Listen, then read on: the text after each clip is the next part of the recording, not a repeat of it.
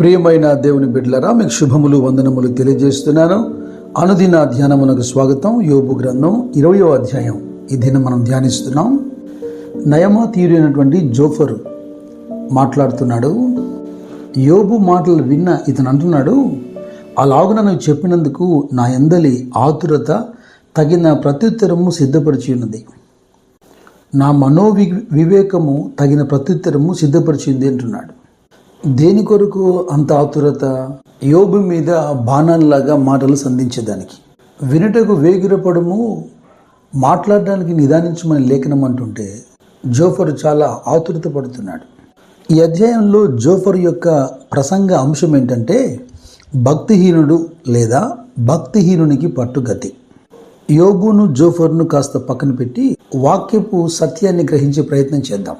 4వ వచనం చూడండి. దుష్టులకు విజయము కొద్ది కాలం ఉండును, భక్తిహీనులకు సంతోషము ఒక నిమిషం మాత్రం ఉండును. చాలా సందర్భాల్లో యథార్థవంతుల కంటే భక్తిహీనులే వర్ధిల్లినట్టుగా అనిపిస్తూ ఉంటుంది. బైబిల్లో కొంతమంది భక్తులకు అనుమానం కలిగినట్టే నిజ జీవితంలో మనం కూడా అలాగనే ఊహిస్తూ ఉంటాం. దీని విషయమే ఒక మంచి ఉదాహరణ జ్ఞాపం చేస్తాను. మత్తయి సువార్త 13వ అధ్యాయంలో 24 నుండి 30 వచనాలు మీరు గమనిస్తే, పరలోక రాజ్యం గురించి ప్రభు మాట్లాడుతూ తన పొలంలో మంచి విత్తనం విత్తిన ఒక మనిషిని పోలి ఉంది అంటాడు. అయితే ఆ యజమానుని పనివారు వచ్చి యజమానితో అంటున్నారు, మనం పొలంలో మంచి విత్తనాలు విత్తాం, అయితే గురుగులు ఎక్కడి నుండి వచ్చాయి, గురుగులు గోధుమల కంటే ఎత్తుగా పెరుగుతున్నాయని. అయితే యజమానుడు అంటున్నాడు, ఇది శత్రువు యొక్క పని, అయితే మీరు వాటిని పెళ్లగించకుండా రెండింటినీ కోతకాలం వరకు ఎదగనివ్వండి. కోతకాలమున గురుగులను ముందుగా కూర్చి వాటిని కాల్చివేయుటకు కట్టలు కట్టి గోధుమలను నా కొట్టులో చేర్చిపెట్టుడని కోతగాండ్రుతో చెప్పుదును నేను. కీర్తనకారుడు కూడా ఈ అంశాన్ని చాలా చక్కగా వివరిస్తున్నాడు 37వ అధ్యాయంలో. 35వ వచనం చూడండి. భక్తిహీనుడు ఎంతో ప్రబలీనుట నేను చూచింటిని, అది మొలిచిన చోటనే విస్తరించిన చెట్టు వలె వాడు వర్ధిల్లి ఉండెను, అయినను ఒకడు ఆ దారిని పోయి చూడగా వాడు లేకపోయాను, నేను వెతికి తిని కానీ వాడు కనబడకపోయాను. భక్తిహీనుడు ప్రబలి ఉన్నాడట, తను మొలిచిన చోటే ఓ వృక్షంలాగా ఎదిగిపోయాడట. కానీ ఇంతలో వాని గురించి వెతకగా వాని చోటున వాడు లేడు. అందుకే లేఖనం అంటుంది, భక్తిహీనుని చూసి నీవు వ్యసన పడవద్దు అని. ఇక యోబు గ్రంథము 20వ అధ్యాయంలో 4వ వచనంలోని 2వ మాట ఏంటంటే, మొదటి మాట దుష్టులకు కలిగే విజయం కొంతకాలం ఉంటుందంటే, 2వ మాట భక్తిహీనుల యొక్క సంతోషం. ఈ మాటకు సంబంధించి కూడా ఒక ఉదాహరణ మనం చూడాలి. లూకాసు వార్త 12వ అధ్యాయంలో ఎంత త్వరగా ఒక భక్తిహీనుని సంతోషం దుఃఖంగా మార్చబడిందో ఇక్కడ మనం చూడగలుగుతాం. యేసు ప్రభు ఉదాహరించి మాట్లాడుతున్నాడు. ఒక ధనవంతుని భూమి సమృద్ధిగా పండిందట. అయితే ఆ ధనవంతుడు తన పంట కూర్చుకోవటానికి తన స్థలం సరిపోదు కనుక తనలో ఇలాగ ఆలోచిస్తున్నాడు, నా కొట్లు విప్పి వాటిని గొప్పవాటిగా కట్టించి అందులో నా ధాన్యం అంతటిని నా ఆస్తిని సమకూర్చుకొని నా ప్రాణంతో నేను ఇలాగంటాను, నా ప్రాణమా, అనేక సంవత్సరములకు విస్తారమైన ఆస్తి నీకు సమకూర్చబడి ఉన్నది, సుఖించుము, తినుము, త్రాగుము, సంతోషించుమని చెప్పుకొందును అని అనుకుంటున్నాడు. ఇటువంటి భక్తిహీనత కలిగిన వారి గురించి మరి దేవుడు ఏమనుకుంటున్నాడు? అయితే దేవుడు అంటున్నాడు, వెర్రివాడా, ఈ రాత్రి నీ ప్రాణం అడుగుచున్నాను, నీవు సిద్ధపరిచినవి ఎవని వగునని అతనితో చెప్పాను. కనుక మన సంతోష కారణం కూడా ఏంటో మనం జాగ్రత్తగా ఆలోచించబద్ధులమై ఉన్నాం. ఇక దుష్టుల విజయాన్ని గురించి మీకు మాట చెప్పాలి. మీ పైన ఎవరైనా దుష్టులు తాత్కాలికంగా విజయం పొందినప్పుడు ఈ లేఖనాలు మీరు జ్ఞాపకం చేసుకోండి. ఇక లోకం ఇచ్చేటువంటి సంతోషం కాక ప్రభు చెప్పిన, ప్రభువు ఇచ్చిన శాంతి సమాధానాన్ని అనుభవించండి. అది ధనవంతుడు క్షణాల్లో పోగొట్టుకున్నట్టుగా మన యుద్ధ నుండి దొంగిలింపబడేది కాదు.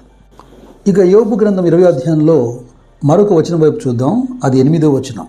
జోఫరు భక్తిహీనుల గురించి మాట్లాడుతున్నాడు. కళ ఎగిసిపోవునట్లు వారు గతించి కనబడకపోదురు, రాత్రి స్వప్నము దాటిపోవునట్లు వారు తరిమివేయబడుదురు.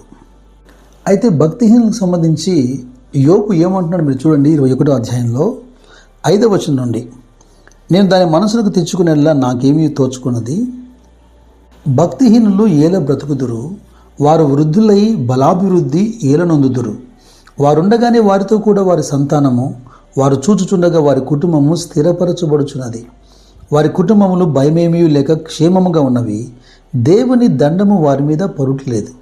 వారి గొడ్లు దాటగా తప్పక చూలు కలుగును.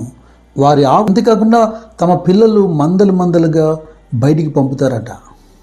వారు శ్రేయస్సు కలిగి తమ దినములను గడుపుతున్నారట.